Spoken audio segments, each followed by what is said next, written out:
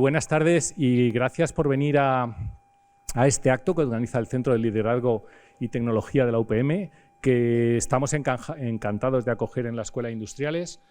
Con este acto, mira Isabel, supongo que iniciamos el curso 24-25, que bueno, como empieza el curso empezamos todos con muchas ganas, vamos a apuntarnos a 1000 cosas y me gusta mucho que arranque también el Centro de Liderazgo en un acto como este, que lo haga en la escuela, pues todavía un poquito más.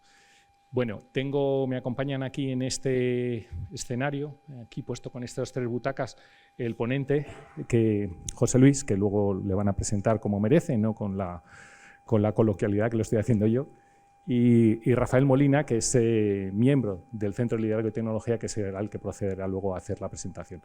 Simplemente, pues como digo en todos estos actos, ya que dedicamos este ratito a venir aquí, abramos la mente, vamos a aprovechar y vamos a escuchar, porque de luego el título es realmente, no provocador, pero sí diferente a lo que estamos acostumbrados.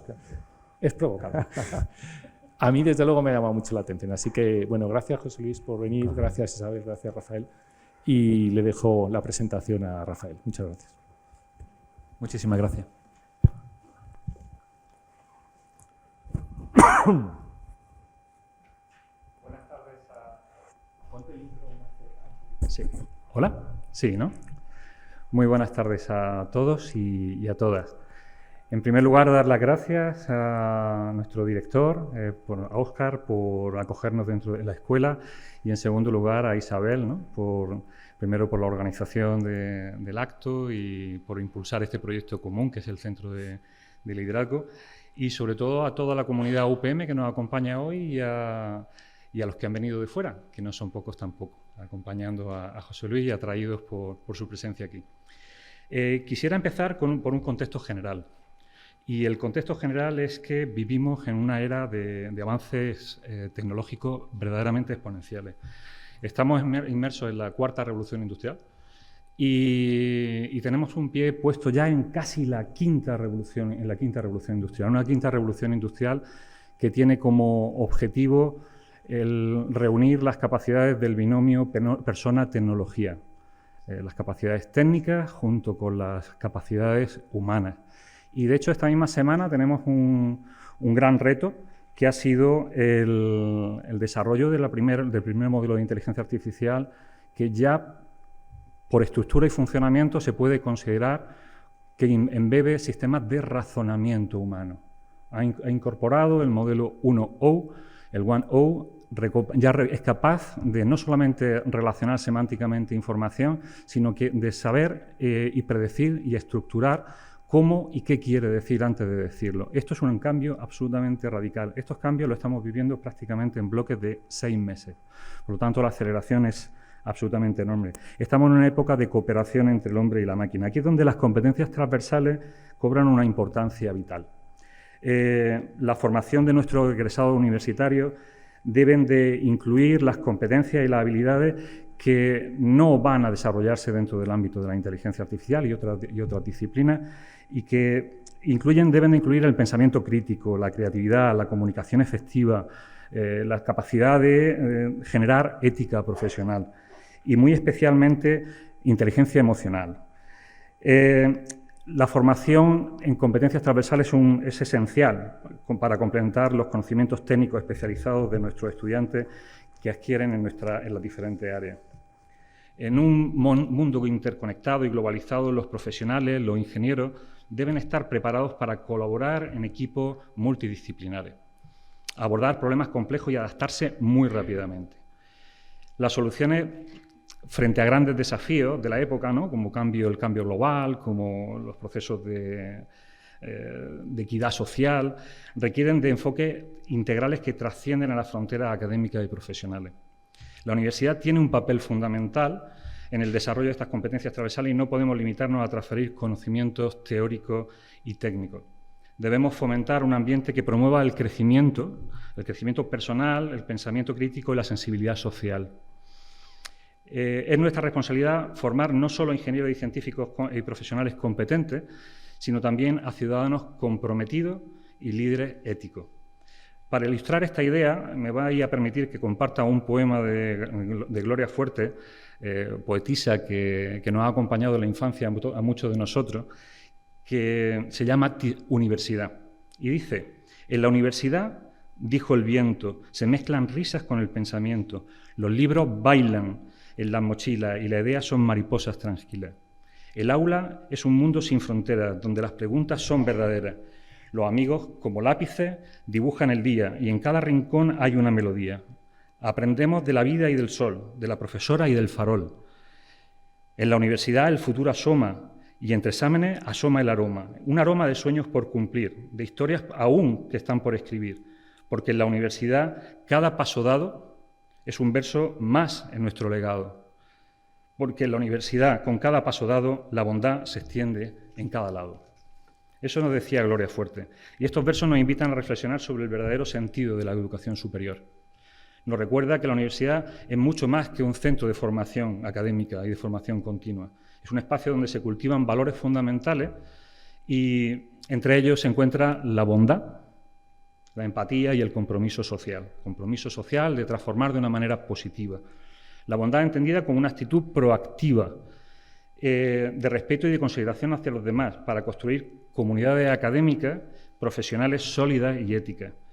Gloria Fuerte nos habla de un lugar donde, y permíteme que cambie, la importancia de las relaciones humanas en el proceso educativo, en el entorno de competitividad y excelencia son absolutamente necesarios. Pero no debemos de olvidar que las habilidades interpersonales son las que nos permiten trabajar juntos de una manera efectiva y crear soluciones innovadoras a los problemas y a los grandes retos que nos enfrentamos. En este contexto, y aquí ya unimos con José Luis, es donde cobra especial relevancia la presencia de nuestro ponente de hoy. José Luis es doctor en Psicología, máster en Salud Pública, máster en Drogodependencia, diplomado en Sexología Clínica y experto en formación a formadores, a lo cual a esto me gustaría hacer una especial mención. Formar a formadores. ¿Cuánto vacío hay en el acompañamiento de aquellos que tienen que acompañar a otros? En este sentido, José Luis ha dado un gran ejemplo.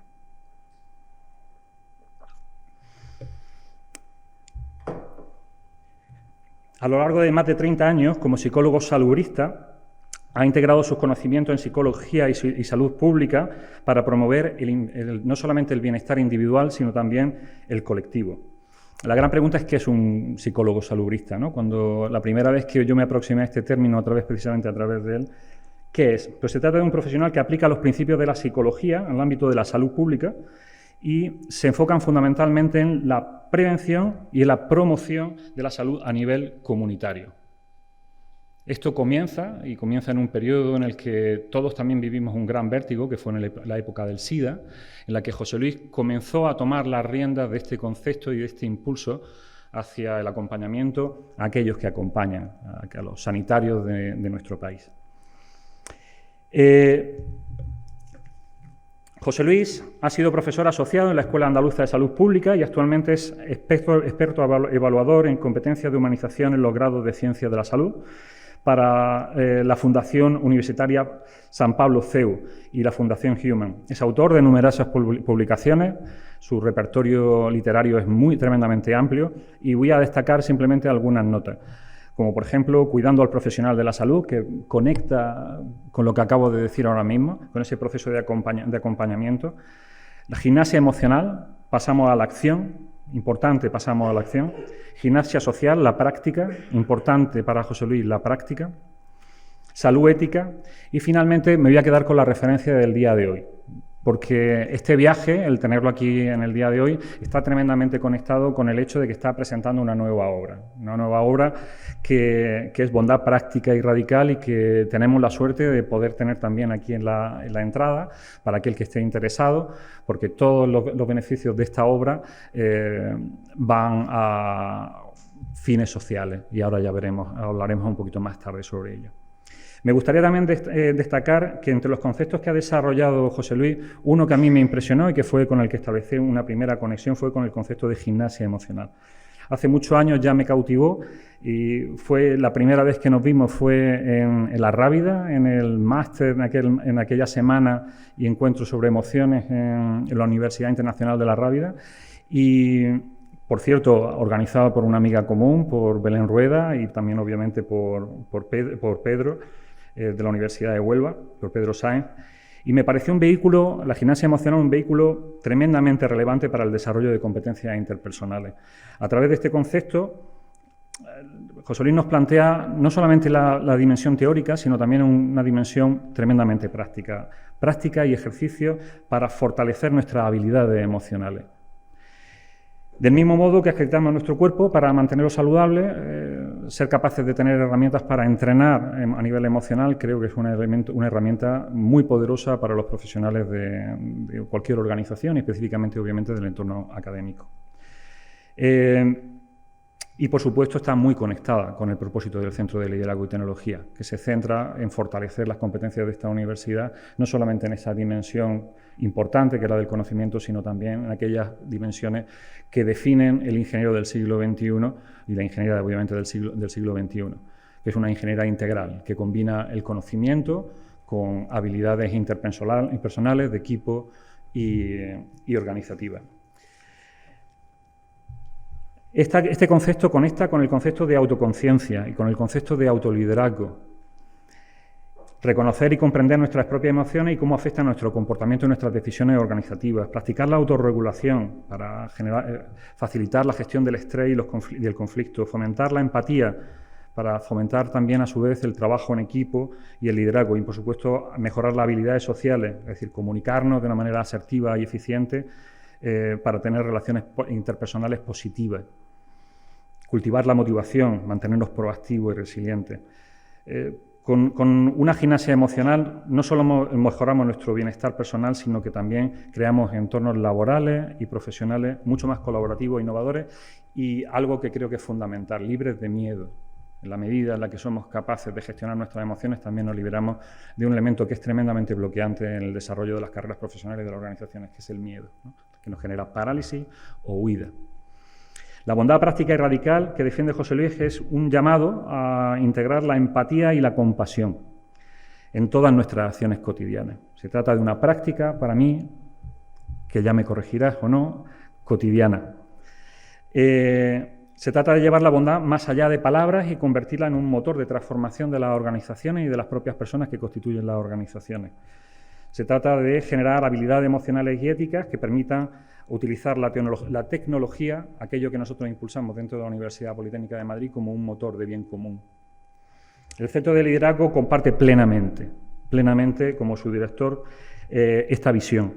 Nuestro objetivo es formar líderes que no sean solamente expertos en tecnología, sino que también posean competencias que nos permitan liderar en entornos diversos, afrontar desafíos complejos y tomar decisiones éticas. Creemos firmemente que el liderazgo efectivo, el transformador, es una combinación de habilidades técnicas y humanas. La presencia de José Luis en este acto simboliza la unión entre ambos mundos, la tecnología y, por otro lado, la humanidad. Su experiencia y conocimiento nos ofrecen una perspectiva, yo creo que integral, con una carrera muy dilatada y tremendamente fructífera. Me voy a quedar con un mensaje que creo que es tremendamente poderoso. Para cuidar, hay que cuidarnos primero nosotros. Y eso dentro de la universidad, dentro de los entornos organizativos, no está todavía lo suficientemente cultivado. Empezar por nosotros, es decir, transformarnos nosotros para transformar el mundo. La gimnasia emocional y la bondad práctica y radical no son conceptos abstractos, para nada. Son herramientas concretas para aplicar en nuestro día a día para mejorar nuestras relaciones y nuestra eficacia profesional. Sin más preámbulo, y es para mí un honor presentar a José Luis Bimbela Pedrola, en honor a su madre, y estoy seguro que esta conferencia titulada Bondad práctica y radical para la transformación de organizaciones académicas nos va a brindar valiosas ideas que va a compartir con nosotros. Simplemente deciros que es un placer, decirte que es un placer tenerte aquí, José Luis. Gracias, Fali. Gracias.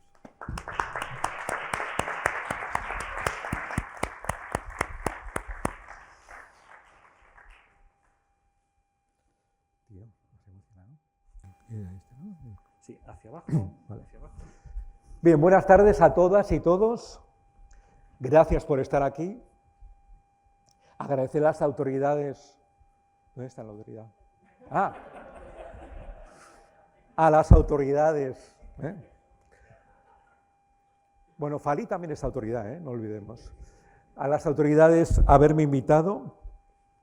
Estoy emocionado por la invitación de dónde viene, un ámbito donde no suelo manejarme mucho, y sobre todo porque hay aquí, como algunos habréis visto, ¿no? He abrazado a muchas personas antes de entrar porque hay gente muy querida aquí, ¿no?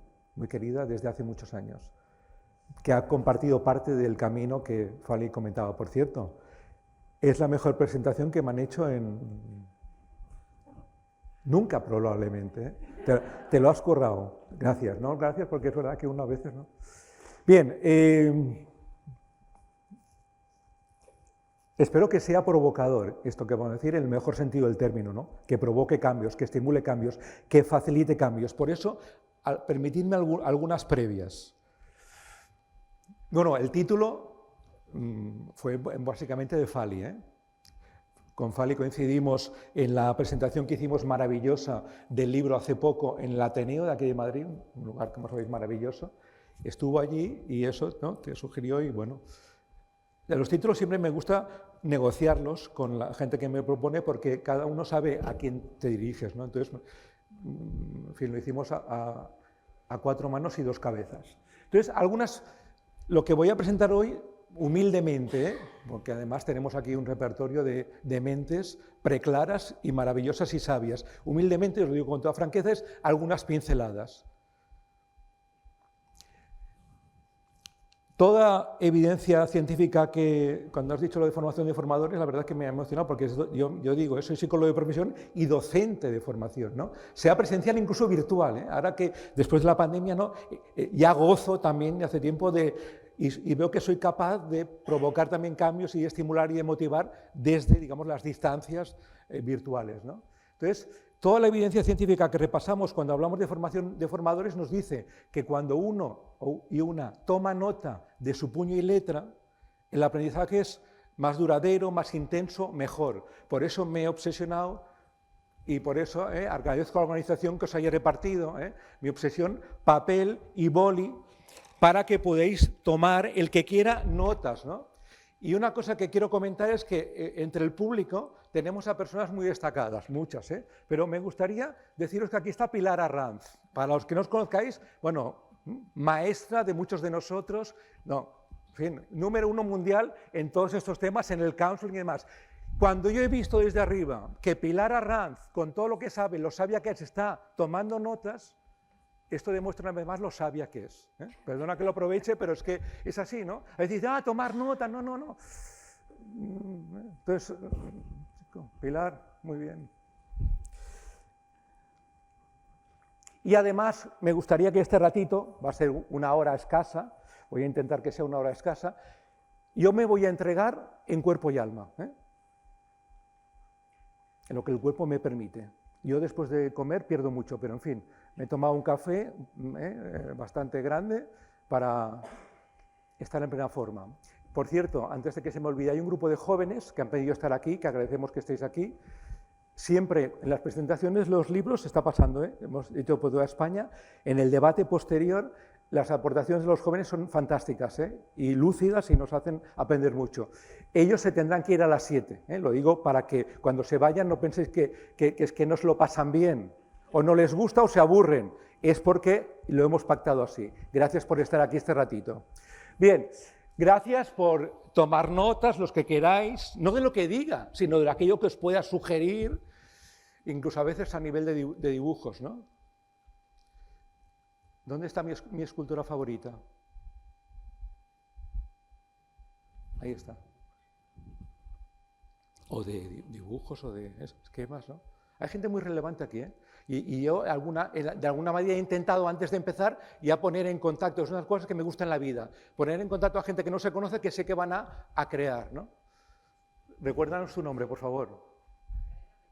Margarita Merino. Perdón, Magdalena, es que hace tanto tiempo que nos veo.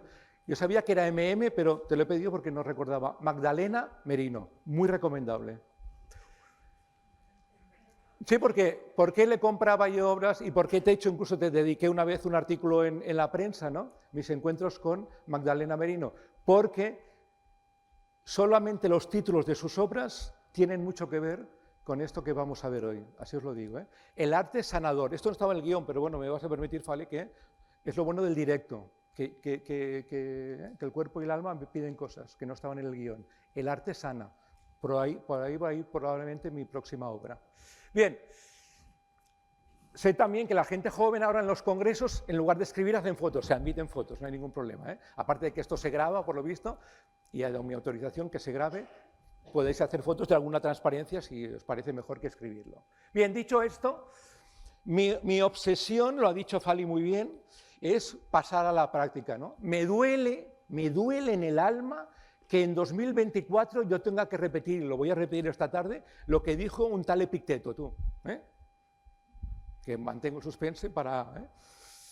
No, siglos después aún tienes que repetir esto, bien vela, sí. ¿Por qué? Porque no pasamos a la acción y así nos va. Y a veces me pondré serio, como ahora, y así nos va. A mí me quedan 2 telediarios y voy a intentar que el legado que deje pues vaya en la línea de lo que Fali muy brillantemente ha presentado. Entonces, voy a proponeros, voy a daros, voy a regalaros, llamarlo como quieras, algunas ideas, algunas reflexiones, algunos recursos, mi obsesión también porque llueve es recursos, para pasar a la acción. Luego uno decidirá, no, pues yo estoy ya cómodo así, no me marees a estas alturas, ¿no? La comodidad es una de las cosas, además del miedo, que hace que aún estemos así en el 2024. Bien, a lo que vamos. Primera idea fundamental. Ostras, en 2024 ya vamos a reconceptualizar el término salud, ¿eh? Hablar de la salud como un bienestar, eso es del siglo pasado, o del solo lo biopsicosocial, ¿eh? Ostras, nos cuesta dar el salto. Bueno, ya en 2024 podemos decir, sin miedo a equivocarnos, que primero, la salud es una habilidad. Eso fue un concepto brutal de Alex Haddad, médico y filósofo colombiano-canadiense, que a propuesta de la OMS, con un grupo de expertos, hace unos años reconceptualizó la salud, pero no se le ha dado cancha, no ha sido titular de la prensa. No es que la ciencia no sepa cosas, sí, lo que pasa es que luego lo que sale en la primera página no es esto, y así nos va, ¿no? Entonces, habilidad, claro, ¿qué significa? Que es algo que se puede entrenar, mejorar, aprender. El concepto clave de gimnasia, ¿eh?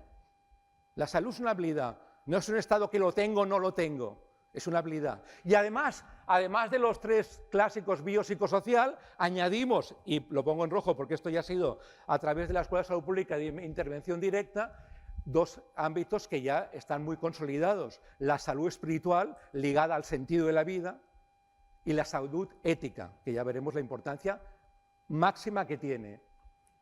Por tanto, 5 dimensiones que de alguna manera en esta obra que comentaba Fali de la bondad práctica y radical, lo que voy viendo es que nos dice la ciencia, que ya tenemos evidencia científica en cantidad y calidad, que relaciona la bondad con cada una de estas 5 dimensiones. Claro, el orden de los factores a veces sí altera el producto, en este caso lo altera. Por tanto, lo que vamos a hacer a este biopsicosocial clásico es añadirle un pre y un post. Bien, ¿eh? Ahí estamos, bien. Pre y post. Pre, lo primero, la ética. Porque lo que decidamos en el ámbito de la ética va a condicionar enormemente el resto, ¿no? Una de las noticias más bonitas que llegan ahora de Europa es que dicen, señores, inteligencia artificial, stop. Por favor, pensemos primero, decidamos primero para qué. La pregunta clave de la ética, ¿para qué va a ser esto? Esto es clave. Preguntémonos, porque cualquier instrumento, cualquier método, cualquier técnica puede servir como estas manos, y esto nos decía Josep Torres, ¿os acordáis, no? Decía, estas manos, las mismas, sirven para acariciar y para estrangular, las mismas manos. Cualquier instrumento, cualquier técnica, cualquier método sirve para acariciar o para estrangular, para facilitar o para dificultar. Por eso es una decisión previa. ¿Cuál va a ser mi para qué? Luego tenemos lo biopsicosocial y luego lo redondeamos con esta salud espiritual ligada al sentido, porque lo maravillosamente sorprendente es que cuando se aplica la ética a esas 5 dimensiones, uno por la mañana cuando se mira la cara en el espejo, se gusta, incluyendo las arrugas. Yo soy de la época de la arruga es bella, ¿os acordáis, no? Los de mi quinta. Pues resulta que la arruga es bella. Entonces, este orden es clave y por eso voy a seguirlo para presentar 3 pildoritas sobre la bondad, ¿no?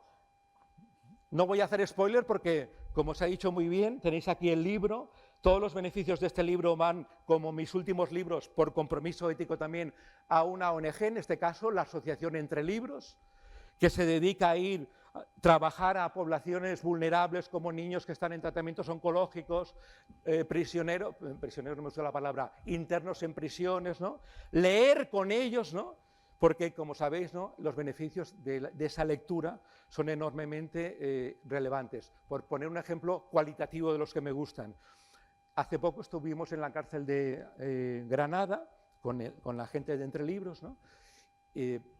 Fíjate, me pidieron trabajar en el tema de gimnasia emocional, con los internos y con los profesionales. Fue apasionante. Salón de actos repleto, ¿no?, de internos de la prisión, y en los off the record, en los descansos, hablaba con ellos, ¿no?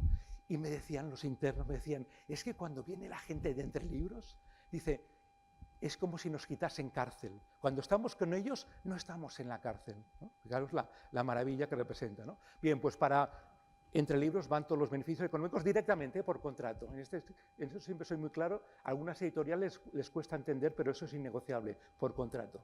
Bien, pues en este libro lo que vemos son cosas como esta, ¿no? Dice Jorge Tizón, el gran psiquiatra, puede darse por probada la tendencia solidaria como básica en la humanidad, psicológica y biológicamente. Tengo una amiga, alumna también de Ramón Vallés, Ainhoa Videgaín, una psicooncóloga que trabaja en Barcelona y lleva muchos años acompañando a pacientes que están, ¿tú la conoces? Que están a punto de morir, ¿no? Hacer un acompañamiento para intentar cerrar bien ese ciclo, ¿no?, y hacer un buen tránsito. Y una de las cosas que me explicó Ainhoa cuando la conocí hace 3 veranos, me dijo que les preguntaba, entre otras cosas, ¿cómo te gustaría que te recordaran? Ostras, me apasionó esa pregunta y le dije, ¿no? Yo soy curioso, vamos, se dice psicología porque soy curioso y me gusta, ¿eh? Y le dije, ¿y qué te dicen? Dice, todas las personas me hablan de aspectos positivos, que me recordasen como buen padre, altruista, buen amigo. Fali, ¿puedo decir una palabrota? No. Yo en mi casa digo, no muchas, pero algunas digo. ¿Puedo? Bien. Es que creo que esa palabrota impacta más y pega más. Y yo, porque es lo que le dije, lo que le pregunté, digo, Ainhoa, y nadie te dice, me encantaría que me recordasen como un cabronazo. Dice, no, nadie. Y le dije, respirando hondo, Ainhoa, os lo digo que esto es textual, digo, me has devuelto la confianza en el género humano. Es decir, lo que algunos, como yo, intuíamos, ¿no?, que aspiramos a la bondad, parece que es verdad. Lo que pasa es que en algún momento lo olvidamos, ¿no? Vargas Llosa diría aquello, ¿en qué momento se jodió Perú? Yo diría, ¿en qué momento se jodió esto? Y estamos donde estamos y cómo estamos, ¿no? Entonces, como yo soy preventivista, he empezado a proponer también que cuando encontremos alguna persona, digamos, que ejerza no la bondad, sino la maldad, le recordemos, obviamente cuidando con la compasión, la empatía, el verbal y el no verbal, le recordemos que cuando esté a punto de estirar la patita, querrá dejar un buen recuerdo. Y le diremos, pues chico, empiézatelo a currar. No me sirve a mí, José Luis Bimbela Pedrola, no me sirve que el momento antes de estirar la pata quieras dejar un buen recuerdo y te arrepientas. A mí no me sirve. Y hayas dejado 20.000 cadáveres, dolores, problemas, conflictos, etcétera, por el camino. No me sirve. Todos queremos dejar un buen recuerdo. Bien, y luego también el gran Davidson, que en 2017, me acuerdo además que fue una entrevista que le hizo La Vanguardia en Barcelona, ¿no?, y el tío lo decía con una alegría, ¿no?, que había descubierto en qué lugar del cerebro, por cierto, muy cerca de donde se localiza también todo lo que tiene que ver con la empatía, ¿no?, donde se localizaba todo aquello que tenía que ver con la bondad, y eso es lo que más me puso, que además se podía entrenar, se podía, claro, igual que entrenamos la empatía, igual que entrenamos la compasión, la escucha activa, la bondad se puede entrenar también, ¿no? Bien por Davidson. Claro, lo comentaba muy bien Fali. Te cito mucho porque has hecho una gran intervención, la verdad. O sea que... Pues chico, te ha salido ese nerviosismo bueno de antes de para hacerlo bien. Decía lo de los miedos, ¿no? ¿Por qué lo olvidamos? Esto es la bondad, ¿no? Bueno, pues buena parte de estos miedos, ¿no? Miedo al que dirán, ¿no? A que decir, no, es que de tan bueno me llaman tonto. Una de las cosas también, bajo la voz, porque esto no está en la transparencia, pero os lo digo, una de las cosas que pregunta también Ainhoa Bidegain es, ¿de qué te arrepientes? ¿Qué harías distinto? Y un elevado número de personas, esto duele, ¿no?, le dicen de no haber hecho lo que yo quería, sino de haber hecho lo que quería mi padre, mi amigo, mi vecino, el novio, la sociedad, el pueblo, el jefe, ¿no? ¿Por qué? Por miedo, ¿eh? Por miedo a poner límites, a decir que no, por miedo a ser señalado. Entonces, miedos. Luego también gregarismo, ¿no? Una de las cosas que en este país, ¿no?, lo del gregarismo. Pues el subtítulo de mi libro es Yo conmigo, yo contigo, nosotros y nosotras. Porque ese orden, como comentaré también, es clave, ¿no? Yo siempre comento, digo, yo me apunto al nosotros, ese a veces mitificado nosotros, cuando antes ha habido un buen trabajo a nivel individual, lo que decías, ¿no?, del autocuidado y el autotrabajo, y un buen trabajo también a nivel del vis a vis, yo contigo, ¿no? Si no, en grupo, en general, sacamos lo peor, y no me refiero solo a los hooligans del fútbol, sino hooligans en general, de la vida. Como dirá lo del inmediatismo que os voy a contar, que vosotros lo sabéis perfectamente, ¿no? Lo quiero aquí y ahora, ¿no? Cómo nos cuesta posponer. Yo que vengo también, aparte del mundo del SIDA, del mundo del dolor, como paciente y como, digamos, también de alguna manera profesional que trabaja en ese tema, con pacientes y con profesionales, el inmediatismo, no enseguida, esa pastilla, esa terapia, que sea, que tenga un efecto inmediato, ¿no? El inmediatismo, la inmadurez, como dicen algunos autores, ¿no? Por ejemplo, hace poco le pillé a Juan José Millás, tío muy brillante, muy lúcido, una reflexión que me parece que viene muy a cuento. A mí me gusta mucho citar, ¿eh? Este país se cita poco, se roba bastante, ¿no? Yo he visto a veces en internet transparencias mías tal cual que no. Hombre, si no me importa nada, cítame. A mí me gusta citar a Ramón Vallés, a Pilar Arranz, a Juan José Millás y a otros que citaré.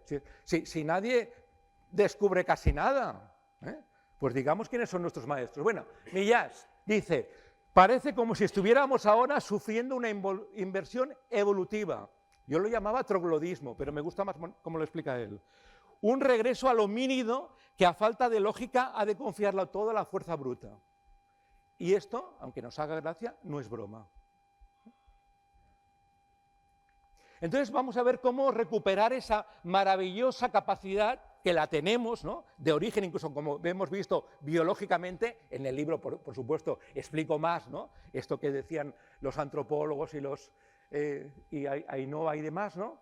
Y entonces me he planteado, ya que estamos aquí en honor a la institución que nos acoge, pues unas alternativas que las vamos a llamar así. Alternativas CLT, Universidad Politécnica de Madrid, Centro de Liderazgo y Tecnologías, Universidad Politécnica de Madrid, Madrid 2024. Quizá en un día se hable de un antes y un después de esto, quién sabe, ¿no? Pero yo me gusta, en ese sentido, ser humildemente ambicioso. Bien, bondad y ligado a la salud ética, ¿no? Aquí, ¿cuáles serían las alternativas de hoy que fuesen de alguna manera más saludables que la estrategia que todos conocéis, la malévola, aquella donde yo gano y tú pierdes, y esto se hace porque yo lo digo, que sabéis que es pan para hoy, hambre para mañana, o la ingenua, que es tú ganas y yo pierdo, ¿no? Hay mucha gente que nos dice que le cuesta mucho decir que no, poner límites a lo que le pide o le exige el otro, o la estúpida, esa que comentaba Carlos Chipola en Alegro Manontropo, ¿no?, que decía, todos pierden, que existe, ¿eh? De acuerdo, por poner un ejemplo, no venía... Y en el mundo de las drogas que comentabas también, ¿no?, del SIDA y tal, cuando algún médico de primaria te decía, es verdad, yo con este drogata no he conseguido nada, pero él tampoco, que venía a buscar el Rohypnol, que se joda. O sea, tú jodido, yo jodido. Estrategia estúpida, ¿no? Bien, entonces, ¿qué proponemos hoy aquí? Pues la estrategia inteligente, esta que plantea una suma. Tú me ha gustado mucho cuando has dicho lo que, ¿no? Que sumaba yo dos. Eso es básico, la suma, ¿no? ¿La suma de qué? Mi bienestar y el bienestar del otro. Y bienestar en las 5 dimensiones que estamos comentando. Mi poder y el poder del otro. Y por favor también aplicarlo al ámbito doméstico. Padres y madres que me escucháis. Que cuesta, ¿verdad? Y es clave. De hecho, es la prueba del algodón. Una de las cosas que pondré al final ya es un WhatsApp que me envió hace unos cuantos días del padre mi hijo. Mi hijo ya está muy crecido. Y ya veréis qué WhatsApp me envió.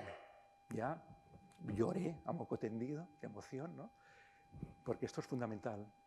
Trabajarlo también en el ámbito doméstico. En la escuela siempre lo decía, ¿no? Por favor, está muy bien con el paciente, sobre todo en el ámbito doméstico, que nos cuesta más, y a veces a quien más queremos, nos lo comemos. Bien, en cada una de las alternativas pondré alguna frase ¿no? que nos ilumine un poco. Claro, cuando a mí las escuelas de negocios me hablan del win-win, digo, está muy bien el win-win, me apunto. Ahora, el win-win ya está en la Biblia, vamos, las cosas como son, al César lo que es del César. En la Biblia tenemos un win-win precioso, amarás al prójimo como a ti mismo. Esta frase, esta idea, este concepto a mí en el 2009, lo comentaré brevemente, me salvó la vida, y no es retórico, es real. Claro, lo que pasa que como aquí no dicen en qué intensidad amar, podría venir algún listillo, de esos que luego quieren dejar un buen recuerdo, que nos dijese, si yo ya cumplo eso, yo amo al prójimo 0,0001 y a mí igual. ¿Qué os parecería eso? Ese no es espíritu, pero como no se dice, pues vamos a decirlo. Y lo amarás, y te amarás mucho. Y sí, confieso que me da cierto morbo ponerme con Mateo. Aquí. Autocitarme con Mateo me da, Claro, esas iniciales VNTLC son del penúltimo libro que escribí antes de la bondad, que también, por supuesto, los beneficios, aquí no se ve, en este caso van a una asociación que trabaja tema de colitis ulcerosa, ACU, porque yo en el 2009 no me suicidé, cuando estaba a punto de hacerlo, no me suicidé, porque recordé esto, porque empecé a escribir una carta de despedida a mis padres para que no sufriesen, para que no se culpabilizasen, porque ya sabía por la bibliografía que hay que los supervivientes se culpabilizan, no lo quisimos, teníamos que habernos dado cuenta, y no era por eso, simplemente, no os voy a contar mi vida, si alguien quiere que lo lea aquí en este libro, pero no podía más, a partir de un dolor físico, al cual se sumó luego un dolor espiritual, social, emocional, etcétera, etcétera, ¿no? ¿Por qué no me suicidé? Porque cuando llevaba hoja y media, un folio de estos, un folio y medio, mi cerebro, en el caso estuvo muy acertado, me dijo, por mucho que escribas, así textualmente me lo dijo, por mucho que escribas, tus padres no lo van a entender. Y les vas a provocar un sufrimiento que no se merecen y que puedes evitar. Y entonces decidí, decisión sabia, posponer, verbo clave cuando hablamos de prevención del suicidio. Gemma? Posponer. Gemma es una experta en suicidio. Gemma Buina, ahí está. Levanta la mano, por favor, que te vean también, porque aquí tenemos expertos maravillosos. Pospuse la decisión. Ahora, ¿qué dice la frase? ¿Amarás al prójimo? Y yo no olvidé esa primera parte, esa segunda parte. Menos mal. Y entonces dije, ya que he decidido vivir, voy a cuidarme, lo que decías tú del autocuidado, voy a cuidarme mucho más. Y empecé a cuidar mucho más las 5 dimensiones. Por ejemplo, me di cuenta que tenía un ego desbordado, que me hacía sufrir mucho, que comía mal, que bebía mucho, que tenía un estrés brutal, etcétera, etcétera, etcétera, ¿no? Empecé a cambiar todo eso. Y empecé a salir del hoyo. Bien, y luego lo otro, pues lo tenéis en el libro, ¿no? Y aquí estoy, feliz, contento, con una felicidad además, como veremos luego en la salud espiritual, mucho más sostenible. Porque no es, no sé si algunos de aquí conoceréis a Manolo Tena, ¿os acordáis de Manolo Tena, no? Manolo Tena tiene una canción donde dice una frase que es que, digo, pues este tío parece que me esté retratando, cuando decía, quiero ser mar, solo consigo espuma. Yo había vivido muchos años en la espuma, para entendernos. Subidón. Claro, el subidón, eso no se mantiene, aparte te destrozas por dentro y por fuera, ¿no? Entonces, el ser capaz de mantener una felicidad, ahora veis, ligada a otro concepto, que ahora veremos, de la mano de nuestra querida Mariola Bernal. No, que no está aquí, ¿eh? ¿Para qué? Bien, a lo que vamos. Fundamental este concepto, ¿eh? Ese ganar-ganar tiene que ver con esto. Cuando yo trabajo con familiares que han adoptado, que me parece una de las cosas más maravillosas y bondadosas de la vida, y todos, todas las familias me dicen, sí, sí, todo lo que quieras, pero los que más ganamos somos nosotros. Dicen, ¿no sabes la satisfacción que nos da? Bien, pues por eso. Claro, lo que decía también Fali, ¿no? La bondad, la salud, el cambio, la transformación empiezan por uno mismo, como nos recuerdan muy sabiamente los aviones. Yo cada vez que subo al avión, me encanta decir, ¿qué lo van a decir? ¿Qué lo van a decir? Y lo gozo, ¿eh? Dice, en caso de despresurización, por favor, antes de atender al de al lado, póngase usted la mascarilla. Digo, lo han dicho, ¿no? Es una lección de vida fundamental. Fundamental.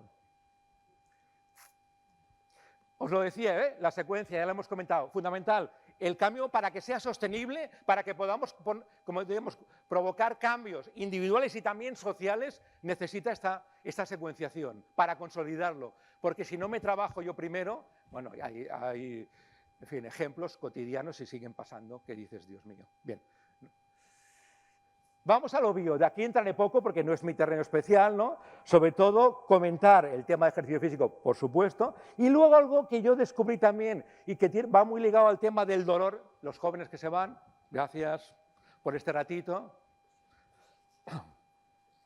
que es el tema de, y lo cuentan poco cuando hablamos del tema de dolor, y es verdad que el dolor, como sabéis, es de las patologías más democráticas, que más gente sufrimos. Vamos a dejar aquí. Hasta luego, gracias. Un placer. Corto e intenso. Bien, entonces el tema que no me explicaron y que tuve que descubrir husmeando por aquí y por allí, el tema de la alimentación antiinflamatoria. Fue parte de mi salida del agujero. Mano de santo, como aquel que dice. Dejar de comer ciertos alimentos, por ejemplo, los lácteos, los quesos, ¿no? Que era muy fan yo, eso disminuyó muchísimo ya el dolor. Bien, por eso cada vez es verdad que se habla de la microbiota como el segundo cerebro. Ahí lo dejo. Ahora, con dos apuntes finales importantes, importantes. Que es, cuidado que a veces, Antonio González es un psiquiatra que lleva muchos años trabajando en el tema de prevención del suicidio e intervención del suicidio en una zona de Jaén que se llama el Triángulo de las Bermudas del Suicidio, que viene gente de toda Europa a estudiar qué pasa ahí, que se suicida tanta gente, gente que de esa zona que ha emigrado a Barcelona o a Madrid, que cuando decide suicidarse vuelve al pueblo y se cuelga en el olivo donde se colgó su padre o su abuelo, ¿no? Claro, es un tema, por decirlo así, interesante, ¿no? Entonces Antonio González, que sabe mucho de eso, nos recuerda algo muy importante, que por supuesto no tiene solo que ver con el suicidio, sino con la vida y con el trabajo en lo bio, en lo físico, que es que a veces los fármacos son necesarios. Obviamente, nunca suficientes. Por eso es importante las otras dimensiones. También cuando hablamos del autocuidado, porque luego veremos los datos de consumo aquí de los fármacos en este país, de los fármacos que tienen que ver con el alivio de los dolores del alma, por decirlo de alguna manera, ¿no? Y luego también nuestro querido Sergio Minué, profesor de la Escuela también de Salud Pública, médico al cual admiro muchísimo, especialista sobre todo en atención primaria, ¿no? Nos dice, cuidado que el exceso de intervención mata. Incluso diría yo, ahora que no nos oye casi nadie, el exceso de diagnóstico. Claro, a ciertas edades te hacen una placa de lo que sea, de la espada o lo que sea, y sale, sí, pero ¿cuál es la clínica? No, si no me duele nada. Ya, pero es que aquí... ¿Se me entiende, verdad? Pues eso, gracias Sergio. Vamos a lo emocional que se ha comentado mucho. Me encanta este dibujante, Ricky Blanco, que publica cada día en El País, ¿no? Y este es un ejemplo muy bonito de lo que entendemos por la gestión emocional, ¿no? Un tipo que está leyendo un libro, ya ves cómo está la cabeza, ¡wow!, le arde, ¿no? Y que dice, no me ofende el contenido, me ofende mi interpretación, ¿eh? De eso hablamos. Por eso era muy importante cuando decíamos aquello de Epicteto. Epicteto decía, lo más relevante no es lo que pasa, sino cómo interpreto lo que pasa.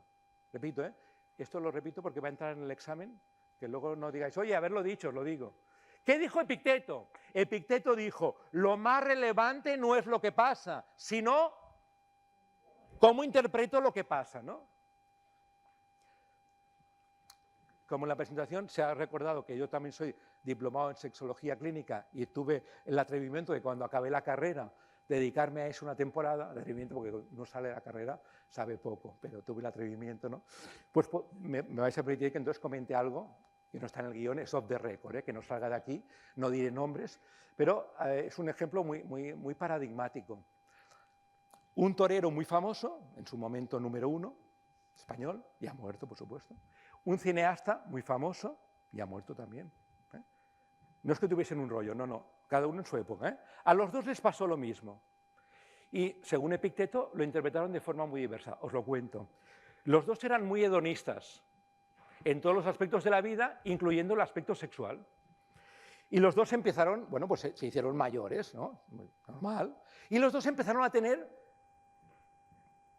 pequeños problemas de erección, ocasionales, esporádicos, normal por la edad que tenían. El mismo hecho, exactamente igual en los dos. ¿Cómo lo interpretaron? De forma radicalmente distinta. Empezaré por la positiva. El cineasta, en sus memorias, lo reconoce y es entrañable. El cineasta ya llevaba un tiempo que se sentía adicto a eso, pero en esa época nos hablaba de sexoadicciones, ¿no? Y quería dejarlo, pero no podía, recaía. Y lo llevaba mal. Y entonces, lo primero que dice, cuando me pasó esto, dice, lo primero que sentí es, qué tranquilidad, qué alivio, dice textualmente, qué liberación. Para él lo vivió, eso, como un descanso, un alivio, el torero. ¿Cómo lo vivió el cineasta, no quiero confundiros, el cineasta, menos mal que Carmen me ha dicho, oye, el cineasta. ¿Cómo lo vivió el torero? El torero, en fin, un torero, pues nada más y nada menos como el inicio del fin, de la decadencia. ¿Qué hizo? Se pegó un tiro. Eso es un verídico, así os puedo... La única pista que os daré, por si os gusta jugar, es que los dos empiezan con B de Bimbela. Los dos empiezan con B, y hasta aquí puedo leer. Fijaros, la misma situación, ¿cómo lo interpreto? Pues chico, una interpretación nos lleva a tranquilidad, bienestar, satisfacción, tal, y otro a muerte. ¿Y quién decide cómo interpretarlo? Nosotros. Por supuesto que con nuestras cargas, con nuestras mochilas, por supuesto, ¿no? Pero a fecha de hoy yo decido si hago A o hago B, si me comporto, si ejerzo la bondad o no la ejerzo. Por poner un ejemplo ahora tengo reciente del día a día, ¿no? Yo soy muy fan de un cantante, de un cantautor que se llama Javier Ruibal. Si alguien en esta sala no conoce a Javier Ruibal, por favor, ir a conseguir toda su bibliografía. Es un tío de Cádiz que, por ejemplo, Sabina es fan total de él. Pero claro, es un tío que está en Cádiz, bon vivant, tal y cual, y no le va tampoco el mainstream. Pues hace poco actuó en Granada y Ana y yo, aquí tenemos a Ana, mi esposa, Ana y yo, lo digo lo de la esposa porque como ya se ha corrido el rumor, es verdad, nos hemos casado este lunes. Lo digo públicamente, no, ya está, no, ¿para qué vamos a ocultarlo si estamos aquí en familia ahora? Nos hemos casado el 9 del 9 a las 9, por cierto, casualidades de la vida. Pues íbamos a ver a Javier Ruibal. Y entonces actuaba un poco en las afueras de Granada y fuimos y cogimos un taxi. Y yo cuando subo a un taxi tengo la costumbre, el hábito ya incorporado, porque aquí lo que se trata es de cambiar conductas para convertir a ser hábito, ¿no? Para que ya sea automático. Dije, buenas tardes. Era por la tarde, buenas tardes. El hombre no me contestó. Cuando me pasa esto, lo suelo repetir una segunda vez. De buen tono, Buenas tardes. Sigo sin contestarme. Ya no lo repetí más, ya está. Me puse en el taxi, nos llevó al sitio. Y entonces fijaros, fijaros que es que fue apasionante mi negociación con mi propio cerebro, ¿no? Con el cabroncete que todos llevamos dentro, ¿no? Porque cuando llegué al sitio, llegamos al sitio y bajamos, mi cerebro me dijo, no le digas nada, que se joda. Pero dije, ¿pero quién decide? Yo decido. Y yo le dije, buenas tardes. Milagro, me dijo, buenas. ¿Qué pasó la primera vez? No sé, igual estaba preocupado porque no sé qué le había pasado, yo qué sé, me da igual. Y yo lo hice no para que lo hice, porque yo decidí hacerlo. Eso es clave, ¿no? Porque a veces cuando ejercemos la bondad, el entorno de entrada o le extraña, o algunos que son suspicaces dicen, ¿qué querrá este o esta, no? ¿Vale? Pero es que fue apasionante cuando lo vi, digo, ostras, esto hay que contarlo, ¿no? Porque está constantemente esa parte también nuestra provocando conductas menos bondadosas, menos saludables. ¿Cuál va a ser la alternativa frente a los pensamientos que, como bien se ha comentado en la presentación, basadas sobre todo en los miedos, ¿no? Al futuro al que dirán... O sea, yo escribí hace un tiempo cuando el ébola, ahora me río, ¿no? Porque ahora decimos, después de la COVID, el ébola era de broma, pero en aquel momento recordaros, ¿eh? Yo escribí un artículo en una revista de humanidades que titulé El miedo más contagioso que el ébola se ha instalado en nuestras vidas. Y lo que iba comentando en los distintos párrafos de ese artículo, de esa editorial, era cortita, era que nos preguntásemos quién gana con el miedo. Porque a mí me gusta mucho eso que hacía Agatha Christie, ¿no? Cuando, en sus novelas, ¿no? Cuando había un crimen, la primera pregunta que hacía el inspector Hércules Poirot era decir, ¿a quién beneficia esto? ¿Quién saca tajada de este muerto? Y ahí empezaba la trama. Pues aquí igual, ¿no? Seguramente alguien saca tajada del miedo, ¿no? Cuando tenemos, se ha comentado muy bien en la presentación, ¿no? A una población con miedo, el miedo saca lo peor de nosotros. Contra nosotros y contra el otro. Y si el otro viene de fuera ya, ni te cuento. Nos bloquea, nos hace agredir, ¿no? Poco bondadoso. Y entonces, de alguna manera, ese artículo iba en esa línea, ¿no? Claro, cuando yo por la mañana veo en un artículo de prensa el titular, la bolsa, ¿cómo es aquello, ese verbo que le ponen en la bolsa cuando baja? Desplome de la bolsa.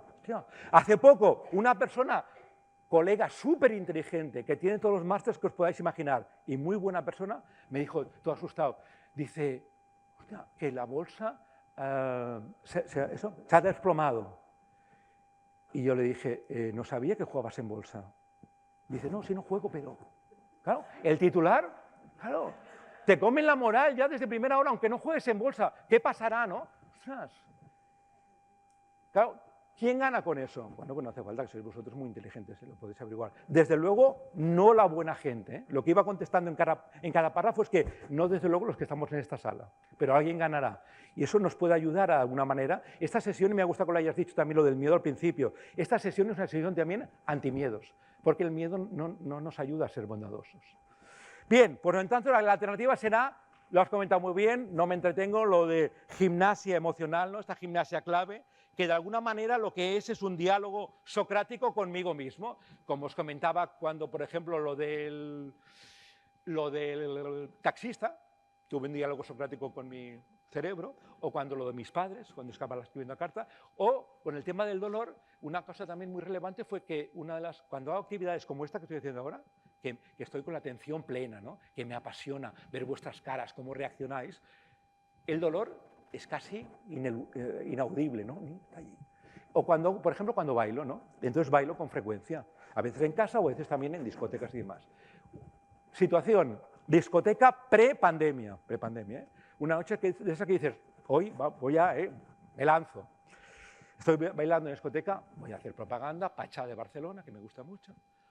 Y cuando llevaba hora y media bailando, mi cerebro me dijo, recordad que una vez me salvó la vida, mi cerebro, cuidado, o sea, cuidado, que con respeto al cerebro, mi cerebro me dijo, tío, supongo que me hablaba así porque estaba en una discoteca, dice, tío, te estás pasando, ya verás mañana cómo te va a doler, textualmente.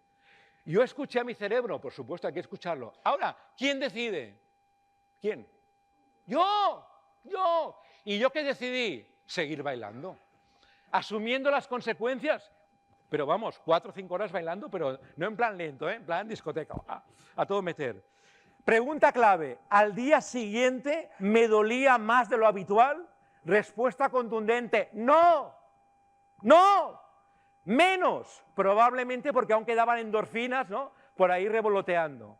Yo decido, eso es clave, no podemos escurrir el bulto, yo decido. Por tanto, esta tabla de gimnasia emocional que planteaba muy bien y que ha explicado muy bien Fali, que viene de esta idea fundamental de Epicteto, ¿no? Lo más relevante tal, y que además tiene que ver también con esa metáfora tan bonita de este señor de este neurocientífico que hace poco descubrí y que dice que el cerebro es una orquesta sin director. ¿Cómo podéis entrenar todo esto? Pues con este libro, Gimnasia Emocional, pasamos a la acción, que os lo podéis descargar de forma totalmente legal y totalmente gratuita, porque tenemos ya la autorización de la Junta de Andalucía, Consejería de Salud, que es el que lo publicó en su momento, en el año 2008. Pongo esta transparencia porque me ha alterado un poco, ¿no? Nosotros lo publicamos ya en 2008 y, como decía también Fali, llevamos años trabajando la gimnasia emocional con pacientes, con profesionales y demás, con directivos también. Y ahora cuando un biólogo, lo que se supone de ciencias, ¿no?, más, publicó un libro y hablaba de esto, ¿no?, en fin, mucho bombo y platillo, una cosa que ya hace muchos años que los que trabajamos en esta línea, sobre todo el tema del counseling y demás, pues ya hace tiempo que lo sabemos, ¿no? Por tanto, permitidme que haga un poco aquí de meeting y diga, por favor, ¡viva las ciencias del comportamiento! ¡Que son ciencias! Ni blandas ni duras, son ciencias. Si al final me gustó que cuando la pandemia hubiese algún titular que dijese habrá que utilizar las ciencias del comportamiento para que la gente use mascarillas, claro, como hicimos con el SIDA. Fijaros que parece bastante más complejo ponerse un condón que una mascarilla. Más complejo por lo que representa, ¿no?, de negociar, de la intimidad, todo eso. Bueno, pues lo conseguimos con el condón y, sin embargo, con las mascarillas ha sido claramente mejorable, ¿no?, porque ha habido mucha menos influencia de los expertos en el comportamiento humano. Y hemos caído mucho en el dataísmo, ¿no?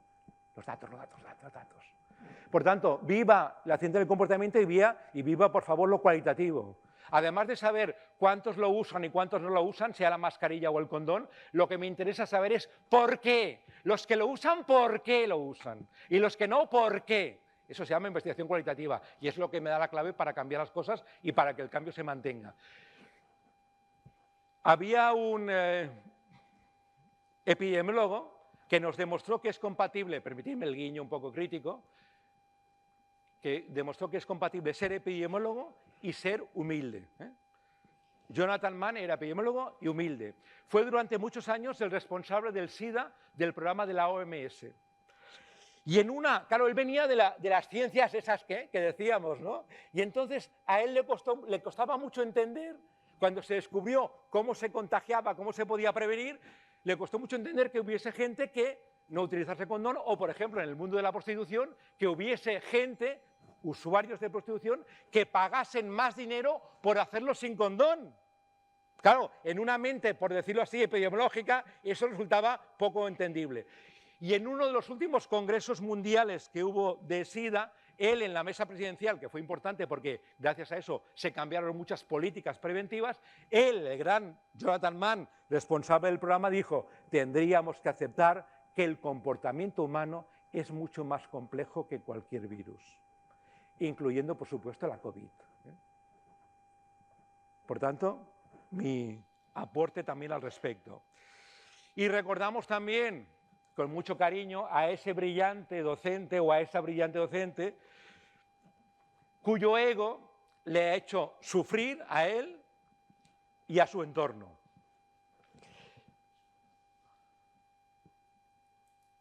Hago un silencio dramático, ¿no?, para que... He consultado a varios expertos, colegas, ¿no?, cómo enfocar también esta conferencia, no porque sea aquí, sino por el tema que poníamos en el apellido del ámbito académico, ¿no? Y de varias fuentes, de varias universidades de España, bueno, sí, de España porque es Península Ibérica y Baleares y Canarias. He hecho un sondeo rápido de infiltrados que tengo en estos mundos, ¿no? Y me recomendaron que esto lo comentase tú, lo citase. Entonces, y que citase simplemente que ojo con los egos individuales, ojo con los egos grupales, y luego ha aparecido varias veces el concepto clanes, ¿no? Entonces, no sé, aquí veo que asentís. Yo desde mi humildad lo pongo. Cuidado con los egos y los clanes, ¿no?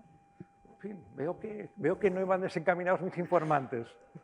Bueno, pues el ego, recordar, cuando queremos hacer una definición operativa y así un poco simpática del ego, decimos que es la inflamación patológica del yo, ¿no? Y que es muy insidiosa. No te das cuenta Yo recuerdo que una de las cosas que me sirvió para salir del agujero ese que tuve cuando del suicidio, la depresión y tal, fue trabajarme el ego porque lo tenía enorme, ¿no? Iba a un hotel de la cadena tal y decía, hostia, me han tratado mal, tú, me han tratado mal, no me han tratado como yo me merezco. Habíamos dicho 3 noches y me han puesto solo 2, tú. Era con el desayuno, tú, es que siempre son igual, ¿no? Oye, y en la cadena tal, peor aún. Y en la otra, esos ya ni te hablo. Claro, si resulta que varias cadenas hoteleras te tratan mal, a ver si va a ser que soy yo, ¿no? Era yo, ¿eh? Era yo que ya entraba allí y, claro, generaba, contagiaba, pues eso, mal rollo, por decirlo suave. Bien, a lo que vamos. Recordar, para detectar el ego, al ego le encanta comparar, ¿eh?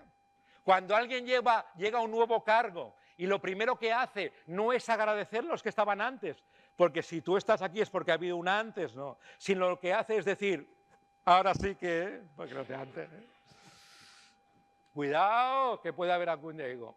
O lo de tener razón, ¿no? Y esto lo comento siempre a nivel, sobre todo parejil, ¿eh? Parejil. Imaginaos que has quedado con tu pareja este fin de semana que viene porque te ha dicho aquello de, cariño, tenemos que hablar. Claro, si tú cuando vas a entrar al salón donde habéis quedado, tu pensamiento, el cerebro te va diciendo, tienes que demostrarle que tú tienes razón, cuidado, no entréis. Haced primero el ejercicio que encontraréis en el libro de la tabla de gimnasia emocional, porque no estáis hablando vosotros o vosotras, está hablando vuestro ego. Una de las pocas, quizá, conclusiones vitales que os podría decir a estas alturas de la vida es que tener o no razón es absolutamente irrelevante. Y se mata por eso, ¿eh? ¿Por quién tiene razón? Hostia. Bien. Esto no hace falta que ponga ejemplos políticos, pero son obvios, ¿no? El ego le potencia mucho el victimismo, nadie me quiere. Lo que me gusta llamar, por hacerlo menos dramático, el síndrome Calimero. ¿Eh? ¿Se acuerdan del Calimero, no? Nadie me quiere, qué mala es la gente, ¿no? Bien. Y luego también el tema de los problemas, ¿no? Vive muy bien en los problemas el ego, ¿no? Y si no hay problemas, se los inventa. Vas a una reunión de amigos y comentas un problemilla, nada, y rápidamente salta otro y dice, esto no es nada, mira yo, flash. Tú ya ese día no, por decirlo así, no te comes nada, porque tu problema no tiene enjundia. Bien, recordar, no quiero hacer aquí ahora Sálvame Deluxe, pero recordar que el hundimiento del Costa Concordia fue por un tema de ego del capitán, de aquel capitán italiano. Ya lo podréis investigar, no os voy a contar aquí la peli, con la bailarina moldava, pero... He traído también cosas recientes, ¿no? Porque me gusta también decir, bueno, esto y la realidad cómo se van manifestando. Esta reflexión dentro de un artículo que publicó en El País Semanal Ignacio Peiró me pareció clave, ¿no? Porque veo que nos cuesta mucho ponernos límites, ¿no? Poner los límites. Lo quiero todo y lo quiero ahora. ¿Cómo que yo no voy a ir a un hotel que no dejen, cómo que no dejan niños en ese hotel? Eso no puede ser. Yo iré al hotel que a mí me dé la gana. Digo un ejemplo que ha sido, ¿no? Que ahí hay mucho debate. Y me gustó esta idea, ¿no? ¿Qué poner primero? El orden de los factores. Me parece clave poner el autocontrol un poquito, además me gusta cómo lo escribe, humildemente, un poquito antes de la autoestima. A ver si no vamos a crear personas, ¿no? Pequeños monstruos, ¿no? De esos, bueno, se habla de los pequeños dictadores en muchos hogares, ¿no? Poner límites es clave. Y ser capaz de ponerse límites es también fundamental. Bien por Peiró.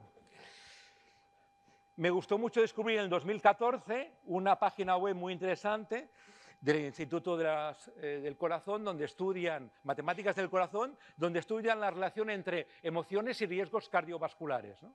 Y una de las conclusiones que me llamó mucho la atención y desde aquel momento lo convertí en transparencia es esta, ¿no? Regular las emociones es el próximo paso de la evolución humana. Es así de fuerte, ¿eh? Y ese salto aún no lo hemos dado. Estamos en ello, ¿eh? Estamos como haciendo el salto, pero aún no lo hemos dado. Y así pasa lo que pasa.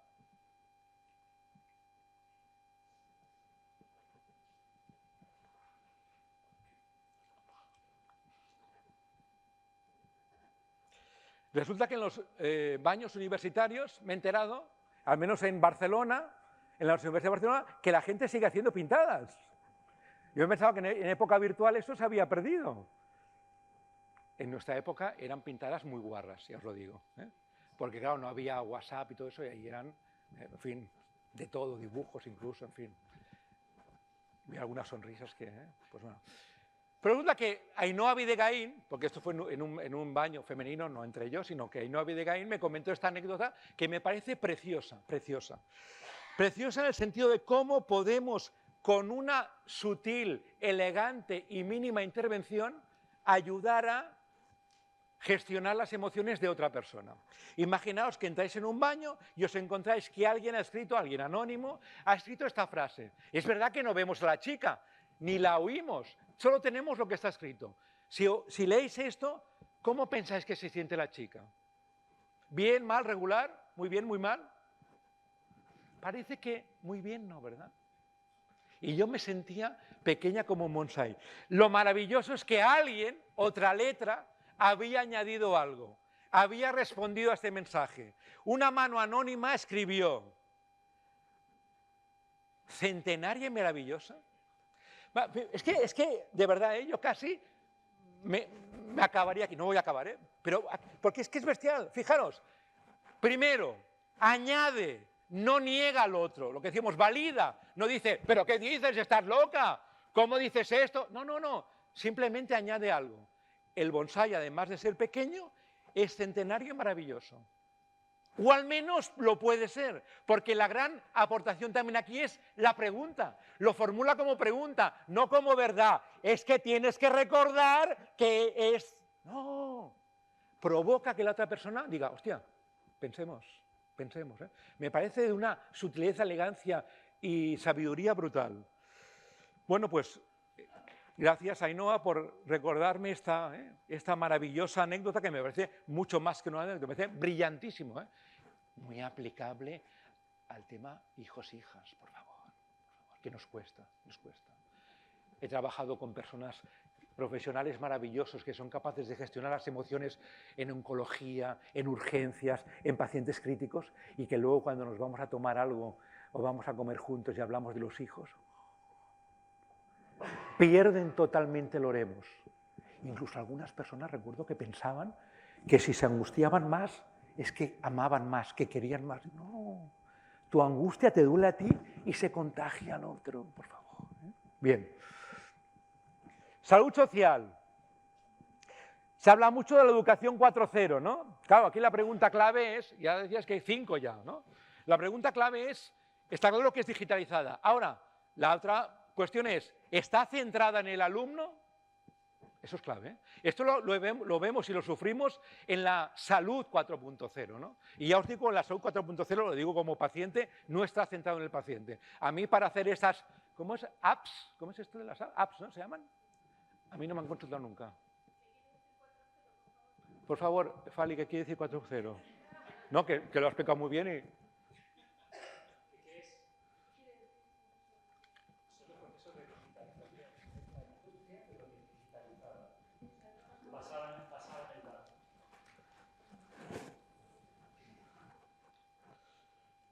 Entonces, claro, preguntémoslo. En salud tengo clara la respuesta. Aquí no sé. ¿Está centrada en el alumno? El objetivo de un docente, y reitero una vez más que yo si algo me siento es formador, es no enseñar, que es un verbo que hace tiempo que jubilamos, agradeciendo los servicios prestados, pero está obsoleto. El objetivo es facilitar aprendizajes, que es muy distinto. Por tanto, ojo con esto, A ver si va a ser como nos pasaba cuando trabajábamos con jóvenes en el tema SIDA, que decíamos, todo para ellos, y todos los que estábamos reunidos ahí teníamos más de 40. Y así nos salían luego los lemas, las propuestas, los materiales, etcétera, etcétera. Que al final acababan siendo órdenes, con el dedito. O a ver si va a ser un tema también de caer en el detallismo. A ver si la IA al final va a ser ignorancia en lugar de inteligencia. Cuidado. Ya sé que es un chiste fácil, pero... Ya en 1999 el gran Albert Joubert médico, sociólogo y paciente con cáncer, de hecho murió de un cáncer, ya nos recordaba en un artículo que cambió la perspectiva del mundo sanitario, porque en medicina clínica, que era el lugar, digamos, sagrado, él escribiese un artículo que se llamaba Medicina basada en la afectividad, cuando todo el mundo hablaba y se le caía la baba con la medicina basada en la evidencia. Él habló de afectos y fue maravilloso. Nos cambió, ¿cómo se llama esto en castellano? Sacsejant en catalán. Agitó, ¿no? Y una de sus conclusiones era la siguiente: la mejor tecnología disponible sigue siendo la comunicación. Él hablaba de médico-paciente, aquí hablaríamos de educador-educando, docente-alumno. La mejor tecnología, probablemente la más compleja. ¿Por qué? Porque el comportamiento humano es el más complejo, ya lo hemos visto con Jonathan Mann, ¿no? La tecnología más compleja, más que cualquier aparato de esos que entra en no sé qué hospital que hace no sé qué cosas. Por tanto, ojo con el 4.0. No, por supuesto que no estoy en contra, pero que tengamos en cuenta eso, ¿no? Por eso me gusta mucho que desde el año pasado estoy siguiendo ahora veréis algunas experiencias que se sitúan, ahora veréis, en un concepto que os voy a comentar en un momentito. Primero recordemos un poquito lo que decíamos, cuál puede ser nuestra propuesta hoy y aquí, ¿no? A mí soy muy fan de Albert Camus, muy fan. Y Albert Camus proponía, de hecho, el libro que escribió su hija, de alguna manera recorriendo su vida y demás, se titulaba así, ¿no? Solitario, solidario. Son dos términos que no son contradictorios en absoluto, ¿no? Me parece una suma preciosa, fundamental. Dependemos demasiado del entorno. El entorno grupal está, ¿cómo sería? Sobrevalorado.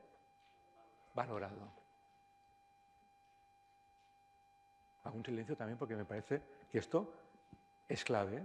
Y a lo mejor de entrada os choca pensarlo. Solitario, solidario. Es posible ser una persona solitaria y solidaria. Como veremos dentro de un momentito, el tema clave está en la dosis. La dosis. También en este tema. Por eso os planteo esta empatía, concepto que estamos poniendo está en el mercado de alguna manera, que no es nada nuevo porque es lo que ya hacéis normalmente, que es que hacéis una empatía concreta y argumentada. Frente a la empatía inespecífica, Pepe, te entiendo. O la empatía, me voy al otro extremo, sobredimensionada, sobreimplicada de a mí también me duele esto, el famoso a mí también, que en el fondo es ego, ¿no? Ego de buen rollo, pero que está quitando el protagonismo al otro y te lo estás poniendo tú y le explicas tu película, tus problemas, no los de él, y la empatía es entender al otro. Lo que proponemos, si me pongo en medio, es lo que llamamos la empatía concreta y argumentada. Entiendo que esto te duela o te preocupe por esto y por lo otro. ¡Punto! Le digo que lo entiendo y por qué lo entiendo. Y esto ahora los modernos le llaman ekpatía, porque es un concepto que viene del ek, poner fuera, griego, ¿no? Que es mantener la distancia terapéutica. Ni lo envío al otro planeta, ni lo sustituyo a él. Me siento en su silla y al otro lo echo. Ekpatía. Para que también os suene algo nuevo, podáis fardar hoy. Hoy he estado en una conferencia y he aprendido ekpatía, tú, cómo mola. Aquí el diálogo no es interno, sino interpersonal. Aquí también nos inventamos el concepto de gimnasia social, porque también hay que entrenar tanto el preguntar como escuchar, etcétera, los verbos clave, que fijaros, antes de cada uno, para que vayamos trabajando todo lo que hemos visto ya desde el principio. Cada uno de ellos antes hay que preguntarse el para qué, la pregunta ética, ¿no? ¿Para qué voy a preguntar? Porque a veces hay preguntas que parece que lo estamos buscando es meter el dedo en la llaga. O a veces parece, cuando ejercemos de padres y o madres, parece que hagamos de policía. ¿Por qué has estado? ¿Qué has hecho? ¿Qué horas son estas? Antes, una anécdota también del ámbito doméstico. Un trimestre.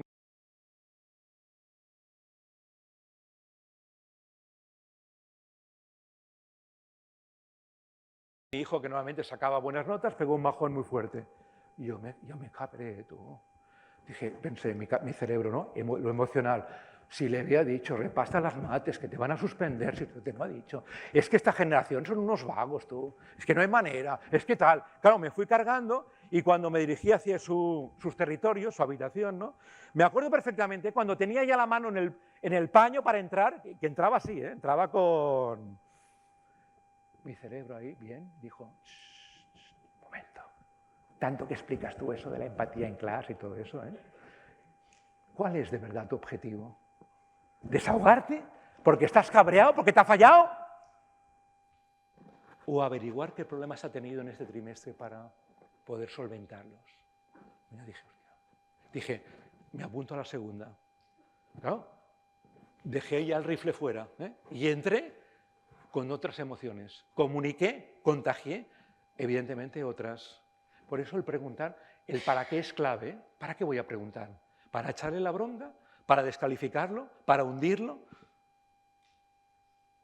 ¿O para ayudarlo a esto o a lo otro, para facilitar cambios? Bien, seguimos.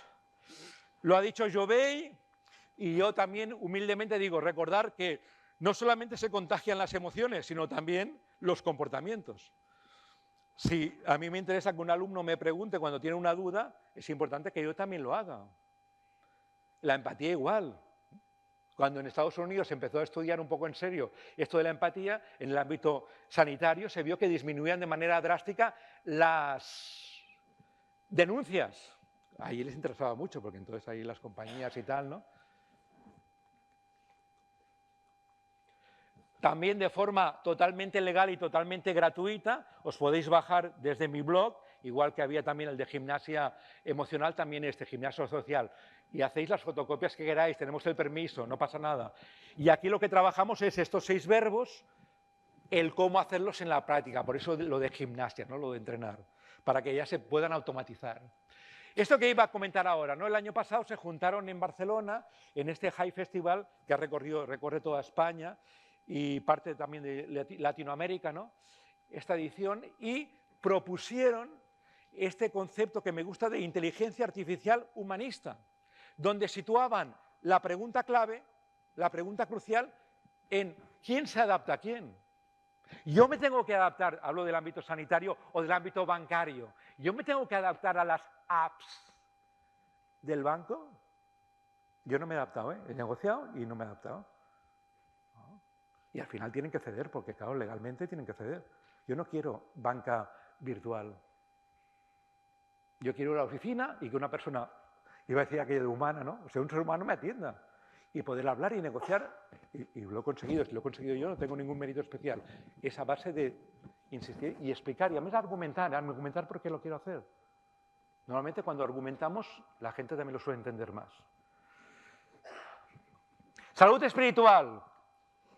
Frente a las motivaciones, decíamos, inmediatistas y meramente hedonistas, que está muy bien el hedonismo, lo que vamos a hacer es sumarle al hedonismo, al placer inmediato, al bienestar inmediato, a esa satisfacción, pues alguna cosilla más, un concepto nuevo seguramente para algunos de vosotros, ¿no? Que es el concepto de eudemonía. Un concepto y una práctica que debemos, ¿no? Y hago la ola, ¿no? A la doctora Mariola Bernal. La doctora Mariola Bernal, que es doctora en antropología médica y con la cual llevo trabajando desde el 2017, todo el tema de salud espiritual allí en la Escuela Andaluza de Salud Pública. Una persona maravillosa, bondadosa también, y que de alguna manera lo que plantea es que para que la felicidad sea más sostenible, además del placer inmediato, que como sabéis es efímero por definición. De hecho, cuando yo quiero llenar los huecos que tengo dentro, los huecos esos vitales, de cosas de fuera, sea drogas, alcohol, comida, sexo, lo quiero llenar con cosas de fuera, nunca se llena, ¿no? Yo pongo el ejemplo simple, obvio, del tema económico, ¿no? Personas que tienen miles de millones, que no los gastarán no sé cuántas vidas, aún hacen ingeniería financiera. Perdona, lo de ingeniería lo refiero porque es porque lo habla así, ¿no? Hace truquillos para ganar $500.000 más. Dices, Dios mío, porque eso no tiene fin, ¿no? Por eso hay que buscar el sentido dentro, ¿no? Y cuando trabajamos la eudemonía, este concepto griego también, que nos suena mucho menos que hedonismo, pero que es clave para que se mantenga la felicidad, sea más, lo que decía Manolo Tena, más el mar y no tanto la espuma inmediata, autenticidad, el tema también del sentido de la vida, que tiene que ver con la vocación, con el arte. Hay gente que también lo encuentra en la religión, pero por favor no asociemos directamente eso, ¿no? Sino el sentido, ¿no? Yo cuando a veces tengo reuniones off the record con los sindicatos, les digo, si solo reivindicáis pasta, estáis haciendo el juego a los malos. ¿Cómo puede ser un país como este donde la gente sufra por ir a trabajar? No me jodas, perdóname la expresión, pero ¿cómo? No. Pensemos, por lo tanto, nosotros ya tenemos una edad, ¿no? Pero pensemos, por lo tanto, cuando hablamos, por ejemplo, de trabajar con los hijos, ¿no? O cuando hablamos de prevención del suicidio, eso es fundamental. Trabajos que les apasionen. ¿Cuáles son sus pasiones? Y a lo mejor no es hacer, no sé, derecho, a lo mejor sí. Pero eso es fundamental. ¿Qué es lo que me llena? ¿Qué es lo que da sentido a mi vida? ¿Qué es lo que hace que, haciendo eso, el tiempo pase volando? Bueno, sentido, excelencia. Diego Gracia, el gran Diego Gracia, recordar que cuando habla de la ética, dice, la ética tiene que ver con lo óptimo, es decir, con dar lo mejor de uno mismo. Me parece excelente, ¿no? Comentaba Ana, veniendo para acá, que un artículo que publiqué hace tiempo ya, decía que una de las pocas revoluciones pendientes y posibles es la revolución de la calidad, de hacer bien las cosas. Eso ha venido a raíz de un comentario, porque estábamos en un sitio donde nos han servido y lo han hecho con una baja calidad. Sea poner un café, sea poner un ladrillo, sea dar una clase, sea pintar una pared, la calidad para que tú por la mañana, cuando te mires, te gustes. Excelencia, crecimiento personal, una traducción que me gusta, porque si no a veces parece lo de que hablemos a lo mejor de cosas, esto de florecimiento, ¿no? No es un honor que España encabece desde 2019 el consumo mundial lícito, me hace gracia esto porque ya el otro ni hablamos, ¿no? De ansiolíticos, hipnóticos y sedantes. Hombre, pero por favor, ¿qué pasa? Clama al cielo, permitidme la expresión que acabamos de espiritualidad, clama al cielo.